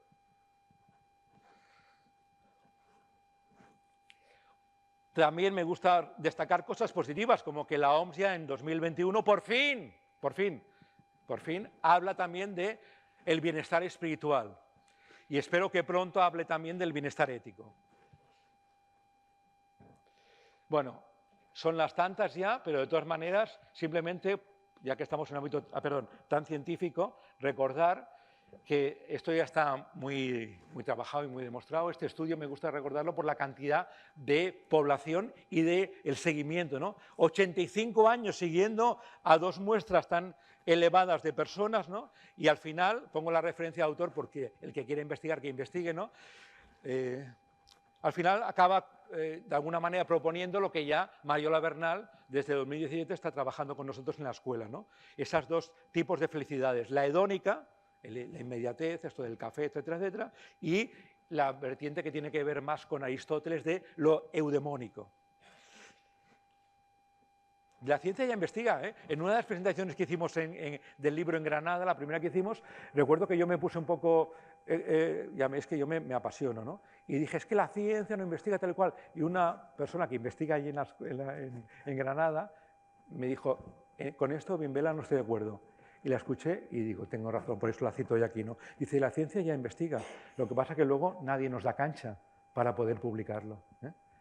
Y tenía toda la razón. Una de las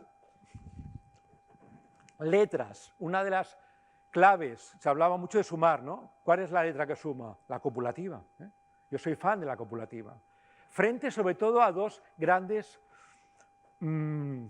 trampas que tenemos en el lenguaje y en la vida que nos dificultan la bondad, ejercer la bondad. Aunque la tengamos en la cabeza, luego en la práctica nos pasa. Una, la trampa de la disyuntiva, ¿no?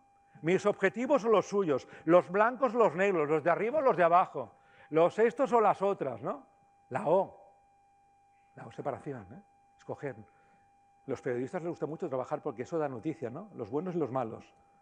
La dicotómica no une, no suma. Y también es una buena prevención del tóxico pero, ¿eh? Esa palabra que tenemos tan incorporada en nuestra conducta que hace que una cosa tan bonita como la empatía, ¿no? Me gustó mucho tu intervención de ayer, pero ya me he cargado la empatía. O algo también tan bondadoso como el refuerzo, ¿no? Cuando felicitas a tu hijo y dices, oye, me encantó que ayer tal, pero ya me he cargado el refuerzo, ¿no?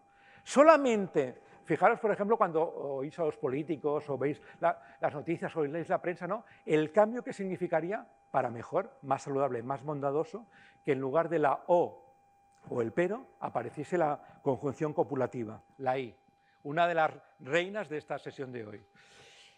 Ramón Vallès, nuestro queridísimo Ramón Vallès, me recordaba no hace mucho algo que había olvidado, que es la gran aportación en este sentido de la bondad de Bertrand Russell. Cuando decía, señores, ¿para qué estamos en este mundo? ¿Cuál es el sentido? ¿Cuál es el sentido que puede tener? Dice, pues nada más y nada menos que una copulativa. Aumentar, ampliar dos cosas, el conocimiento y el amor. Me parece maravilloso. Pilar, bien. Bueno, esto lo paso rápido porque ya son las tantas, ¿no? Ya hay que ir acabando, por tanto, simplemente si alguien la referencia está arriba, queréis investigar, lo digo para que veáis que todo esto es concreto, práctico y en el día a día nos lo encontramos continuamente. Lo que decía antes, en las 5 dimensiones, por favor, concepto clave, la dosis, como todo. Como en el amor incluso, en el amor también, hay sobredosis a veces de amor. En la pandemia de la COVID murió gente por una sobredosis de amor.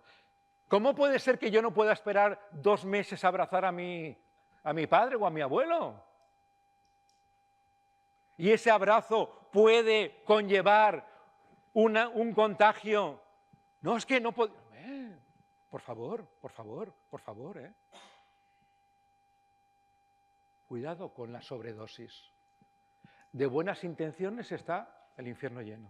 La buena intención no es suficiente, si no ya no haríamos esta sesión ni muchas otras de las que trabajamos en estos temas.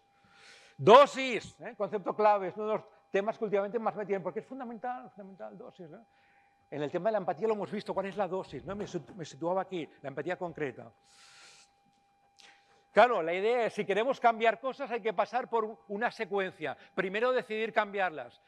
En lugar de no contestarle al taxista, contestarle. O en lugar de evitar el segundo saludo, hacerlo. Una vez decidamos si A o B, pasar a la acción. No quedarnos solamente, ¿no? en el tema mental, pasar a la acción. Y una vez pasado a la acción, entrenarlo para que se convierta en un hábito. Por eso el concepto de gimnasia en todo lo que hemos hablado. ¿Qué pasa? Que cuando yo lo convierto en un hábito, claro, eso, quiera o no, se contagia. Si nosotros contagiamos, queramos o no, hombre, será bonito, y es un reto precioso como ser humano, decidir qué contagiar. No es que lo que me ha salido, digo, tío, ¿pero de qué me hablas? No es que hoy tengo un mal día. Gente que me está constantemente machacando con el tema de que si todo esto es espiritualidad, si la evidencia científica y tal, y luego me dicen, no, hoy no he reforzado a un alumno porque tengo un mal día. ¡Ve! O sea, impresentable. Por decirlo suave, impresentable. Por eso, por favor, planteémonos de forma seria un decrecimiento feliz y además escogido, lo que decíamos de los límites.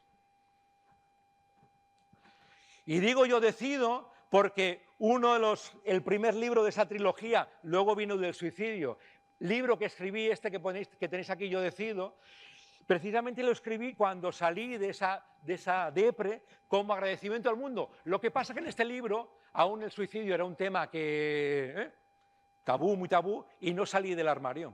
Salí luego en el siguiente, en el D. Vosotros no tenéis la culpa, ¿no? Pero tiene que ver con esto, con decidir. Fijaros que el subtítulo no estaba pensado para hoy, pero ayer cuando estaba repasando, digo, voy a ver por la tecnología con alma. Es que cuando ahora tú estabas haciendo la presentación de Fali, me resonaba tanto esto, ¿no? La tecnología con alma es esta, ¿no? La tecnología que tiene en cuenta, no hablaba en esa época de la bondad, pero ya estábamos en esa línea, en eso de la ética ligada al conocimiento. Quiero reivindicar a esta mujer, a esta bióloga, seguramente por ser mujer y por ser un poco fuera de la ortodoxia. La cooperación hace que biológicamente posible la vida. Esta antropóloga que dice, la especie humana es la especie que más invierte en cuidado. Ya acabo, Fali, que te veo el no verbal, ¿no? Mi filósofo de referencia, muy recomendable, Josep María Esquirol, que dice el movimiento más radical, recordad que el subtítulo es Bondad práctica y radical, el movimiento más radical y más humano es el de cuidarnos. Bueno, esto no hace falta que os lo diga porque lo sabéis, ¿no? Ya paso. El día 13 de noviembre, para que os animo a que lo celebréis, cada 13 de noviembre es el Día Mundial de la Bondad, por eso presentamos el libro, la primera presentación fue el año pasado en esa fecha, ¿no? Porque la ciencia confirma lo que ya intuíamos. Esto lo voy a pasar rápido porque es que ya, bueno, no os preocupéis, es que quiero acabar, sudar la camisa, otro día hablamos de esto, ¿eh? Lo que el miedo que decíamos, ¿no? Aquí hay mucho talento en esta institución, por supuesto, porque no hay miedo, porque con el miedo no se puede crear. El talento pide ilusión y compromiso, bien. Esto os lo recomiendo del corazón, ¿no? Fíjate, esto es de ayer también, ¿eh? Tuve una inspiración y digo, teniendo en cuenta dónde está la escuela, teniendo en cuenta lo que se dedica a la escuela, hay un corto que nos conmovió cuando lo vimos el año 2022, maravilloso, que transcurre por estas calles y que ha sido fue premio, ¿cómo se llama este premio que dan aquí en el cine español? El Goya, premio Goya, ¿no? Arquitectura emocional 1959, que es donde pasa esta historia de amor, que aquí he puesto una sinopsis para poneros la miel en los labios, y está hecho en el 2022. Muy recomendable. Cuando uno quiere innovar, como queréis en esta escuela, y el Centro de Liderazgo es ejemplo, y Fali, invitándome a mí, lo dice, ¿no? Hay que recordar que el entorno es muy mediocre. Estamos en un país muy mediocre, ¿eh? Cuando Camarón publicó La leyenda del tiempo, que cambiaba introdujo la guitarra eléctrica, el tambor, el cajón peruano y tal, los flamencólogos ortodoxos, cuando escuchaban el disco, se sabe, algunos cabreados lo rompieron, otros fueron a devolverlo a la tienda y decir, devuélveme el dinero que esto es un robo y tal. Y ha cambiado la historia, no solamente del flamenco, pero en aquel momento tuvo esa reacción.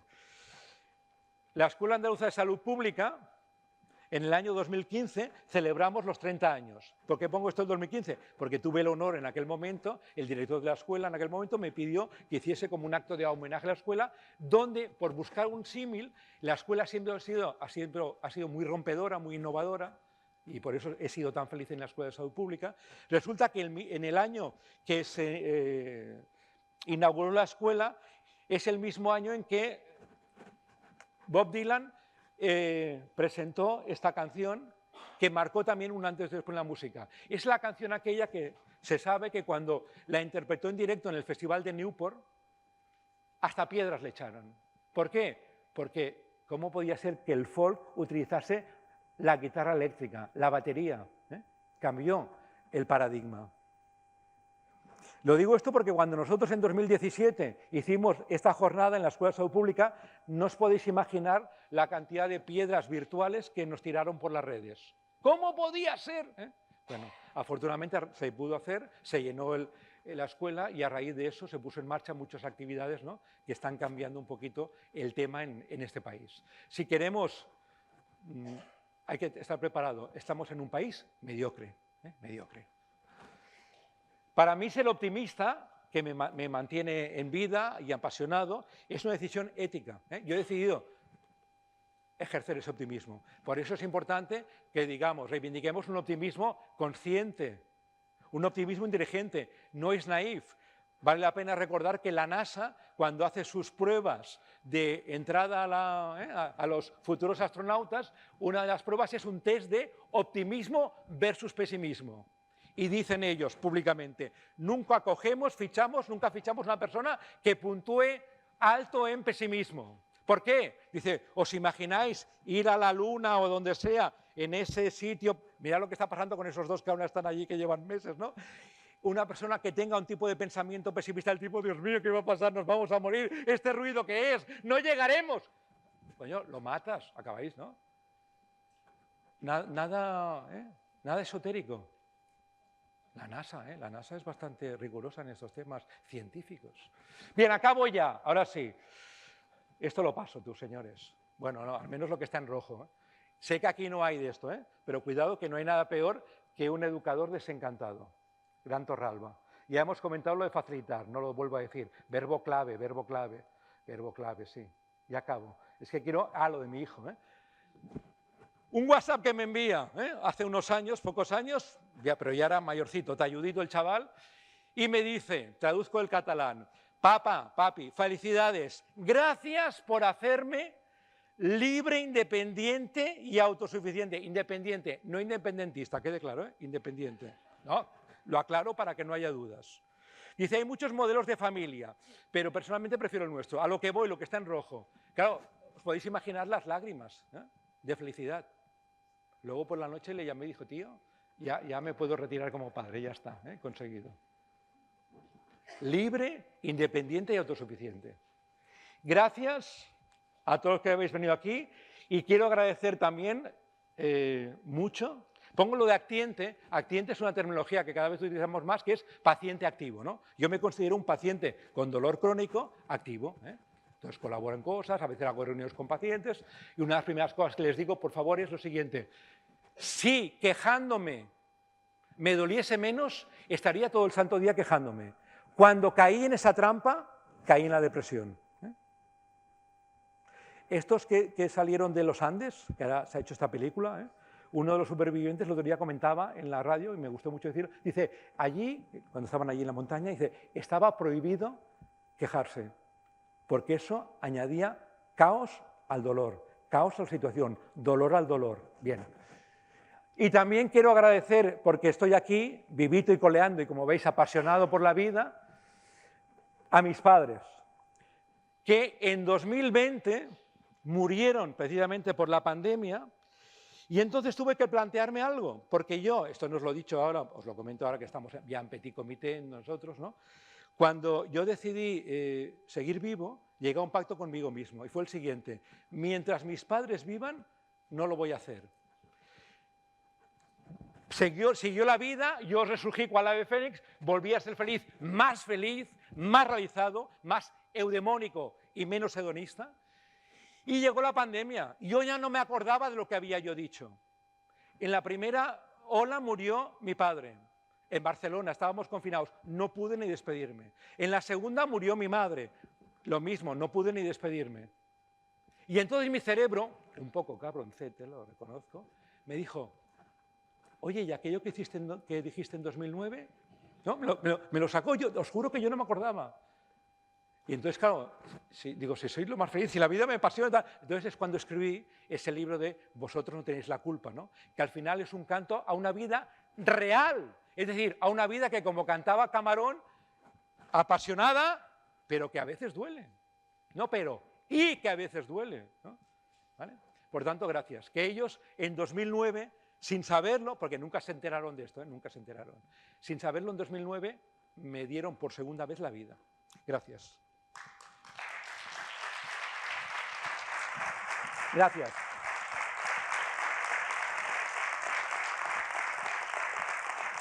Gracias. ¿Está bien? Ya solamente 2 palabras para cerrar. Muchísimas gracias, José Luis, por la presentación. Muchas gracias, Óscar, también, por acompañarnos. Sí, ya sé que te tienes que marchar, pero gracias que siempre estás, Óscar. Yo solamente 3 minutos porque nos vamos a ir a tomar un vino y a un poco a sentar, ¿no? Que yo creo que José Luis es una persona que no deja a nadie indiferente, por lo menos a mí no me ha dejado indiferente. Y a mí me gustaría hacer el cierre desde el agradecimiento. Los años van pasando, gracias a Dios, a la misma velocidad para todos, y vamos creciendo, ¿no? Me refiero al Centro de Liderazgo y Tecnología. Tenemos la misión de facilitar la transformación y evolución de las personas, equipos y organizaciones para adaptarse a un contexto social tecnológico en permanente cambio, a través de la formación y la investigación. Esa es la misión del centro. Y durante el último año hemos hecho muchas cosas juntos que me gustaría agradecer, ¿no? Agradecer al Consejo Social porque nos financia la Escuela de Liderazgo, que empieza su 3ª edición en unos días. Gracias a los alumnos y las alumnas que se embarcan en la aventura. Los 86 estudiantes que han participado en los talleres de habilidades de liderazgo en Campus Sur, en Montegancedo, en el CLIT. Gracias a la organización BEST, que también cuenta con nosotros para cursos de liderazgo para alumnos internacionales. Al equipo UPM Racing, que lleva años haciendo talleres con nosotros. Y además, felicidades, porque este año han mejorado mucho los resultados. El equipo Moto Student, que también cuenta con nosotros. Ha habido 183 personas del PT-GAS y del PDI que han hecho talleres en la mesa de formación. El equipo del INSIA, que también celebró su aniversario con un taller de trabajo en equipo en Cercedilla. Lo disfrutamos juntos. A los directores de las escuelas, que se han lanzado a hacer el programa UPM Lidera con sus equipos. Isabel Carrillo, el ATSIDI, José Miguel Atienza en Caminos, Manolo Sierra en Teleco. Gracias a todos y cada uno de los miembros de la comunidad ELISA-ESCE, que todos los años compartimos 5 talleres sobre los objetivos de desarrollo interior y nos ayudan a aprender juntos. Gracias a José Luis Yagüe por confiar en nosotros para apoyar el desarrollo del Plan Estratégico de Sostenibilidad. Gracias a Alberto Garrido por permitirnos hacer un taller con el personal de ELISA. Gracias a Lupe y a Eloy, porque sostienen el espacio de meditación los viernes y los jueves en Campus Sur para compartir de otra manera. Y he dejado para el final el agradecimiento más profundo al equipo que hace posible que todas estas actividades se desarrollen desde el centro, con profesionalidad y con esa pasión que hablaba José Luis. Gracias, Fali. Gracias, Luis, Ana, Ramiro, Lupe, Eloy, Pachi, Laura y Leticia. Gracias a Vicente Gómez Encinas, que nos apoya siempre en todas las actividades que hacemos de liderazgo y naturaleza. Siempre estás ahí. Gracias también a los colaboradores externos, a Mónica, a María, Millán y Becerro, a Sebi, a Guillermo, a Ulises, a Luis Dorrego, a Maribel, a Emilio, a Pilar, a Lourdes y a Alfredo. Nuestro más sincero agradecimiento. Gracias, muchísimas gracias. Lo celebramos con un vino.